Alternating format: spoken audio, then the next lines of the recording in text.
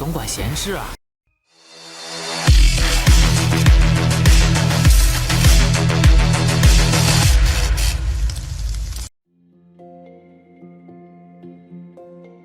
Halo semua, selamat datang di Ruang Sinema. Bagaimana kabar kalian semua? Semoga selalu sehat dan baik-baik saja. Pada hari ini kita akan kembali melanjutkan series Donghua The Great Ruler season kedua episode terbarunya, dimana ini adalah episode yang ke-78-nya. Tanpa berlama-lama, langsung saja kita mulai alur ceritanya. Kita dibawa kepada para tetua Akademi Beijing yang masih kesulitan dalam menghadapi tetua ini. Jutian bahkan terlihat sudah cukup kewalahan. Meskipun dia tidak mengetahui cara main catur, tapi dia itu akan tetap berusaha keras untuk bisa melindungi rekannya. Serangan kembali tetua itu berikan, dan ini terus menyakiti Zutian. Tetua ini meyakini kalau Akademi Beijing mungkin sudahlah berakhir. Sepertinya Dongming itu tidak banyak tahu tentang akademi tersebut. Terlebih lagi, tetua ini akan memperlihatkan kalau setiap bidak caturnya akan memberikan perlawanan. Hal yang sama juga tengah dilakukan oleh para murid Akademi Beijing. Meskipun mereka telah banyak kehilangan kekuatan, namun mereka tetap berjuang begitu keras.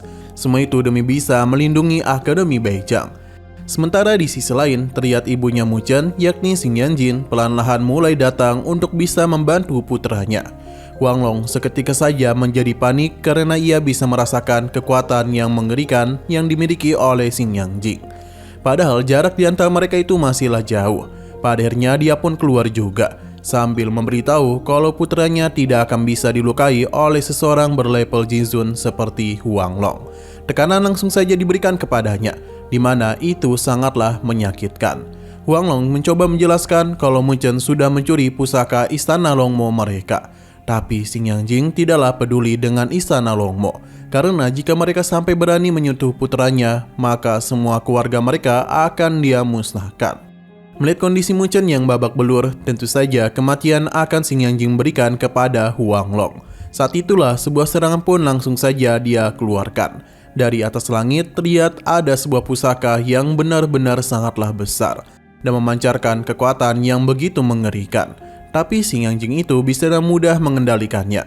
Huang Long yang malang pun dibawa masuk ke dalam pusaka itu untuk bisa dihukum. Sadar Denny akan segera mati, Huang Long segera meminta bantuan kepada naga hitam.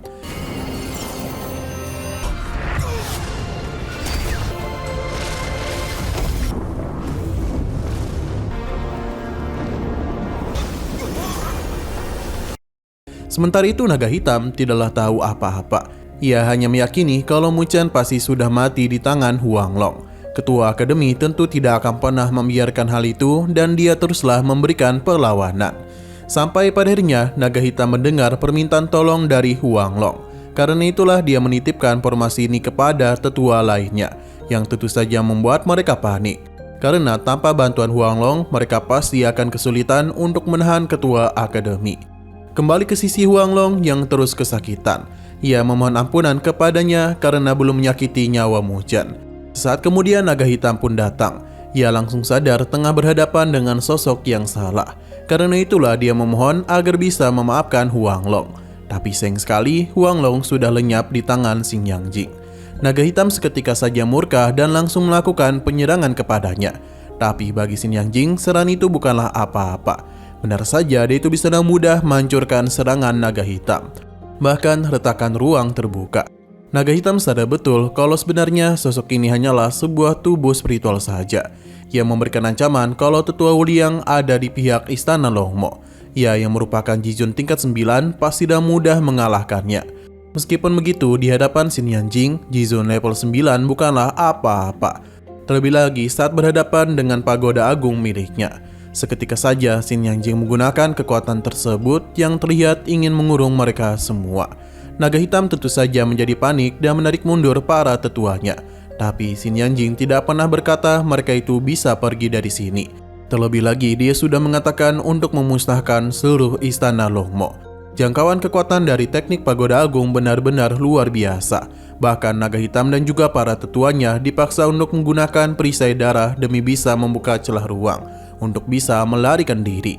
Mereka memang sudah masuk ke dalam celah ruang, tapi serangan Xing Yanjin dan cepat tertuju ke arah mereka dan langsung saja menciptakan sebuah ledakan.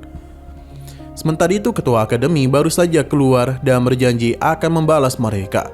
Tapi ide ini seketika saja kaget, pasalnya di hadapannya sekarang ada sosok di tingkat Zizun surgawi. Karena itulah dia segera memberikan hormat kepadanya. Xin Yanjing memberitahu kalau sekarang dia hanya sekedar kesadaran spiritual saja. 2 orang telah berhasil lolos, sementara ada tetua Wuliang di tingkat 9. Karena itulah Xin Yanjing langsung saja memberikan penyerangan. Saat ini Wuliang dan tetua Beiming tengah main kejar-kejaran. Hingga serangan Xin Yanjing pun berhasil mengenainya dan membuat Wuliang terkejut. Sebab di sini ada keberadaan dari sosok Jizun surgawi. Tidak yang meninggoy, ia pun bergegas pergi. Sementara Beiming akan pergi menyelamatkan para muridnya.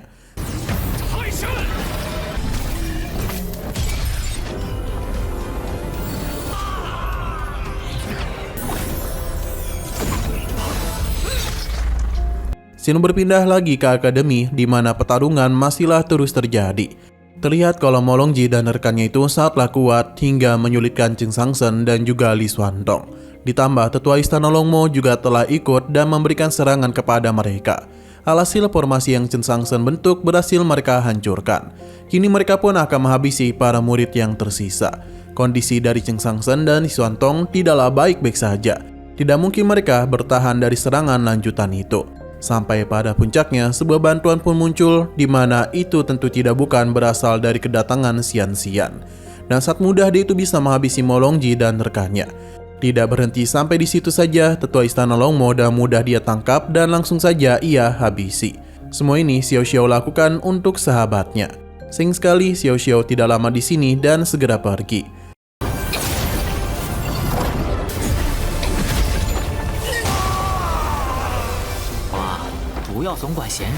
Cheng Sangsen dan Li Xuantong tentu saja terkejut dan penasaran siapakah itu. Namun mereka harus memberikan bantuan kepada rekan-rekan yang lain. Semua berpindah lagi kepada Mu Chen, di mana kedatangan dari Xin Yanjing tentu saja mengejutkan Mu Chen. Terlebih lagi sudah sangat lama baginya untuk tidak bertemu dengan ibunya. Mu Chen yang penuh luka perlahan-lahan mulai mendekati ibunya. Ia bahkan segera berlari untuk bisa memeluk ibunya. Pertemuan ini tentu saja sudah sangat lama dinantikan oleh Mu Chen. Ia benar-benar senang karena setelah sekian lama ia bisa bertemu kembali dengan ibunya. Begitu pula dengan Xin Yanjing. Ia senang putranya telah tumbuh dewasa. Ia pun meminta maaf karena tak bisa menjadi ibu yang baik untuk Mu Chen. Namun Mu Chen tidaklah membenarkan hal itu karena ia masihlah memiliki ayahnya. Sementara ibunya itu pasti sangatlah kesepian. Mu Chen juga mengetahui alasan mengapa ibunya pergi. Karena itulah ia dan ayahnya tidak pernah menyalahkannya. Xin Yanjing memeluk erat tubuh Mu Chen. Sesaat kemudian Lingxi juga datang, di mana ia sangatlah senang bisa bertemu kembali dengan gurunya. Terlebih lagi Lingxi pikir ia tak akan bisa lagi mengingatnya. Xin Yanjing teruslah menyalahkan dirinya.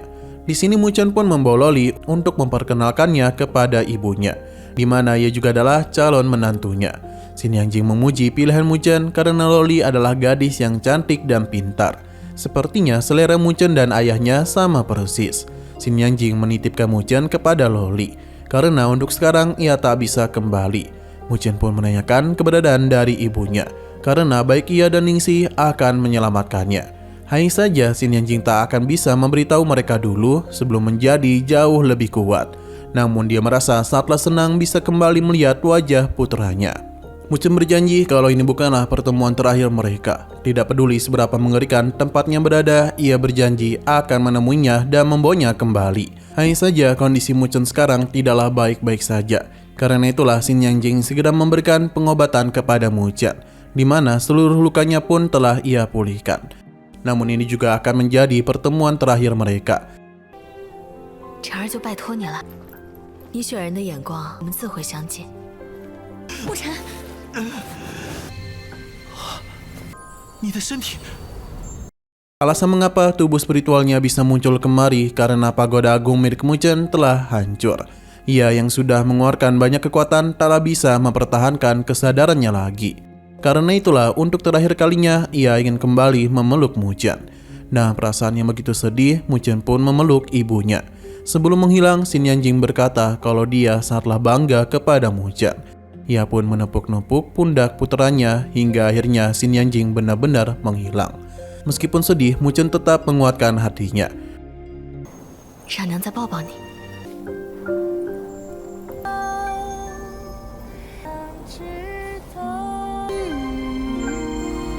Dengan hilangnya Xin Yanjing, pertempuran di akademi juga telah usai, di mana masih banyak murid yang hidup. Semua ini tidak lepas dari pengorbanan dari para murid yang gugur dan juga para tetua. Sementara itu di sisi lain, kakek Jisuan tidak pernah menduga kalau ibunya Mu Chen merupakan Jizun surgawi.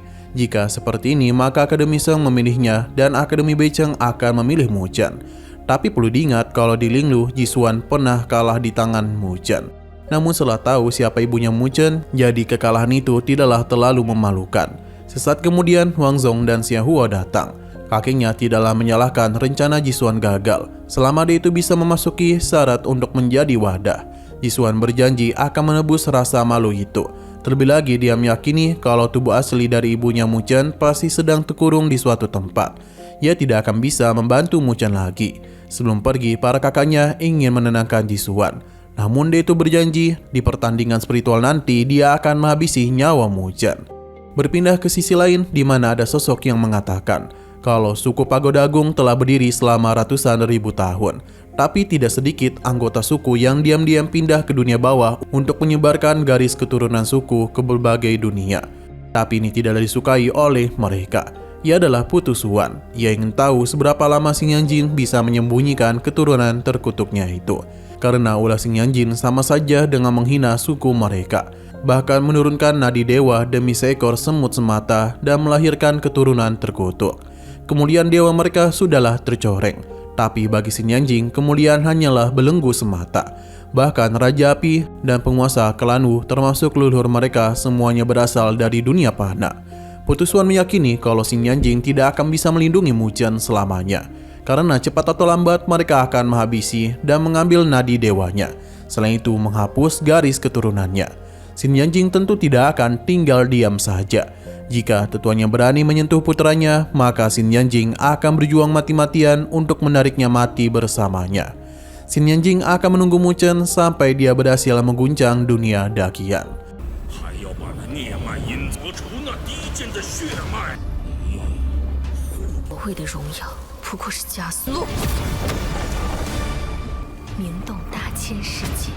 Nah, sayang sekali lagi seru-serunya, episodenya pun harus bersambung dulu. Namun sebelum kita akhiri, seperti biasa kita akan melihat preview bagian selanjutnya. Setelah perang usai, Akademi Beicheng perlahan mulai memulihkan kekuatan mereka. Para murid tentu saja kehilangan rekan dan orang-orang yang mereka sayangi. Tapi mereka tidaklah bisa terus terpuruk dalam kesedihan. Sebab tidak lama lagi kompetisi akademi spiritual akan segera dimulai. Para murid teruslah berjuang untuk bisa meningkatkan kekuatan mereka. Begitu pula dengan Mu Chen, di mana Tetua Beiming akan kembali melatihnya. Sepertinya Mu Chen itu telah berhasil membuat tubuh dewa petirnya mencapai tingkat menengah 4 pola.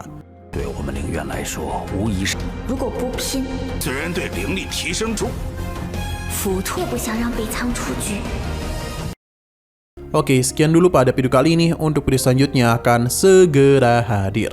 Jadi bagi kalian yang ingin mengikuti series ini, langsung saja klik subscribe dan aktifkan loncengnya. Terima kasih yang sudah menonton video sampai habis. Jika kalian suka pada video ini, klik like dan share ke teman-teman kalian. Dan ditunggu aja kelanjutannya. Oke, sampai jumpa di video selanjutnya.